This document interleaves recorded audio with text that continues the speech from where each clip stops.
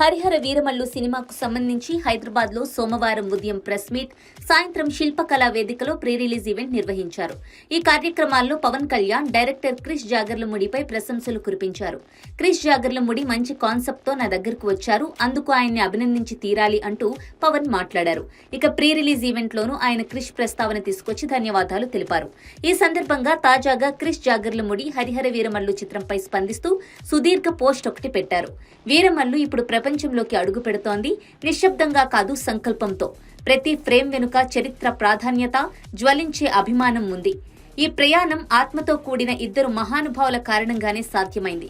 పవన్ కళ్యాణ్ గారు ఓ అసాధారణ శక్తి. సాధారణంగా కెమెరాలు పట్టలేని అగ్ని ఆయనలో ఉంది. ఆ శక్తికి మూలం ఓ సంకల్పం.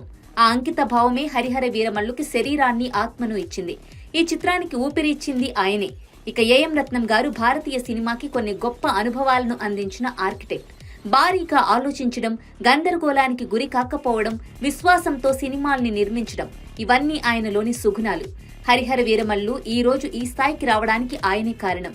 ఈ సినిమాకు డైరెక్టర్ గానే కాకుండా ఓ చరిత్ర పరిశోధకుడిగా, నమ్మలేని నిజాల్ని తవ్వితీసే సాధకుడిలా, ఓ ప్రపంచాన్ని నిర్మించాలన్న కలతో ముందడుగు వేసేవాడిగా, వినోదాన్ని, విజ్ఞానాన్ని సమకూర్చే సినిమా మీద నమ్మకం ఉన్నవాడిగా నాకొక పెద్ద యుద్ధాన్నే పరిచయం చేసింది హరిహర వీరమల్లు. ఇక జూలై 4న హరిహర వీరమల్లు రిలీజ్ సందర్భంగా ఇద్దరు లెజెండ్స్ అయినటువంటి పవన్ కళ్యాణ్, ఏఎం రత్నం గార్లకి నా హృదయపూర్వక కృతజ్ఞతలు తెలియజేస్తున్నానంటూ క్రిష్ జాగర్లముడి పేర్కొన్నారు. సాధారణంగా సినిమాల నుంచి డైరెక్టర్ గాని, నటీనటులు గాని మధ్యలోనే తప్పుకుంటే ఎదుటివారిపై విమర్శలు చేస్తూ రచ్చకిడుస్తూ ఉంటారు.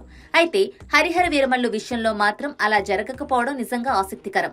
ప్రాజెక్టు ఆలస్యం అవుతోందన్న కారణంగా క్రిష్ మధ్యలోనే తప్పుకొని అనుష్కతో ఘాటీ చిత్రాన్ని తెరకెక్కించారు. దీంతో ఆయన స్థానంలో ఏఎం రత్నం కుమారుడు జ్యోతి కృష్ణ డైరెక్షన్ బాధ్యతలు చేపట్టి వీరమల్లు చిత్రాన్ని పూర్తి చేశారు. ఇక పవన్ తాజాగా ఈవెంట్ లో మాట్లాడుతూ క్రిష్ పై ప్రశంసలు కురిపించగా ఆయన కూడా అంతే హుందాగా వ్యవహరిస్తూ పవన్ కళ్యాణ్, ఏఎం రత్నంపై ప్రశంసలు కురిపిస్తూ ఉండటం నిజంగా విశేషం.